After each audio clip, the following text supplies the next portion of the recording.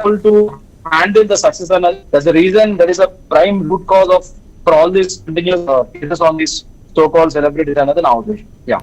So అదేవిధంగా ఇప్పుడు మహిళ అమ్మాయి బాధితురాలు అంటే నేను బాధపడ్డాను ఈయన వల్ల నేను ఇబ్బందికి గురయ్యానని చెప్పి కేసు పెడుతున్నారు, కేసు ఓకే తీసుకుంటున్నారు. కానీ ఇక్కడ మీరు అంటున్నట్టుగా అంటే అటువైపు ఏంటి న్యాయం అన్యాయం అనేది ఎట్లా ఉందంటారు, ఎట్లా చూస్తున్నారంటారు, ఏ విధంగా ఉంటుందంటారు? ఎందుకంటే అటువైపు అబ్బాయి వైపే ఎక్కువగా ఈ ఇబ్బంది పడే పరిస్థితి కనిపిస్తోంది, కావాలని కూడా కేసులు పెడుతున్నారు అనే చర్చ కూడా జరుగుతోంది కదా, ఎట్లా ఉంటుందంటారు? ఇప్పుడు బెహ్రెయిన్ సంబంధించి కూడా మనం ఇందాక చూసాం మనం అనుకుంటే కనుక ఆ లేడీ మళ్ళీ ఈ కేసును కాంప్రమైజ్ అయ్యే పరిస్థితి ఉంది, వెనక్కి తీసుకునే పరిస్థితి ఉంది అని ఈ విధంగా కేసు పెట్టడం వెనక్కి తీసుకోవడం ఎట్లా చూడాలి? దీనికి సంబంధించి చట్టంలో ఎట్లా ఉంటుంది? అదేనండి జనరల్ ఇప్పుడు లేటెస్ట్ బిఎన్ఎస్ ప్రకారం అయితే సెక్షన్ 75 అండ్ 79 కింద వస్తుంది. అంటే బేరాగర్ కేసు పరంగా మనం చూసుకుంటే ఇప్పుడు ప్రస్తుతానికి సెక్షన్ 75 అనేది ఇదేంటంటే సెక్షన్ హరాస్మెంట్ దాని కింద వస్తుంది. సెక్షన్ 79 వచ్చేమో misbehaviour, using bad words, pornographic kind of comments అలాంటివి పెట్టే దాని మీద వస్తుంది అనమాట. సో ఇట్లా ఉన్నాయి ఇవన్నీ. సో ఇవి జనరల్ ఏంటంటే నాన్ అవైలబుల్ సెక్షన్స్. సో ఒకవేళ అమ్మాయి సెక్షన్ ఎఫ్ఐఆర్ వేసి అది ముందుకెళ్ళి ఇన్వెస్టిగేషన్ అయిన తర్వాత నేను వాపస్ తీసుకుంటాను, అవుట్ ఆఫ్ కోర్ట్ సెటిల్మెంట్ చేసుకుంటానంటే జనరల్లీ అంత ఈజీ కాదు అది. ఎందుకంటే స్టేట్ కి వెళ్ళిపోతుంది ఆ కేసు అప్పుడు.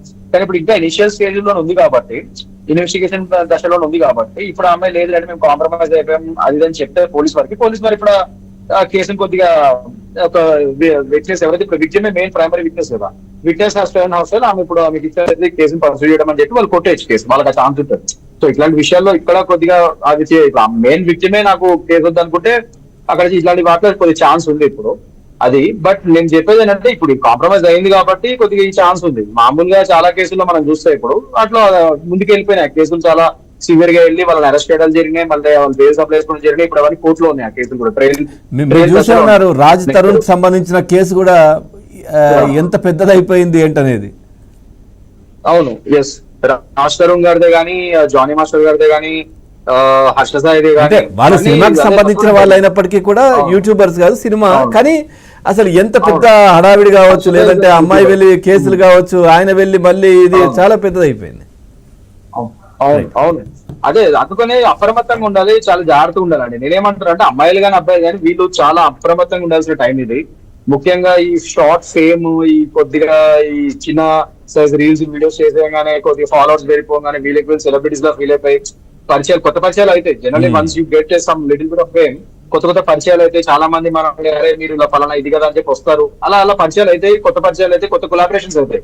ఆ కొలాబరేషన్స్ ని మీరు పర్సనల్ గా కాకుండా ప్రొఫెషనల్ పరంగానే ఒక లైన్ తీసుకొని you should know how to balance those things. Professional పరంగానే మనం డీల్ చేస్తే ఇలాంటి ఇష్యూస్ ఉండవు. పర్సనల్ గా వాటిని తీసుకెళ్లి ఇలాంటి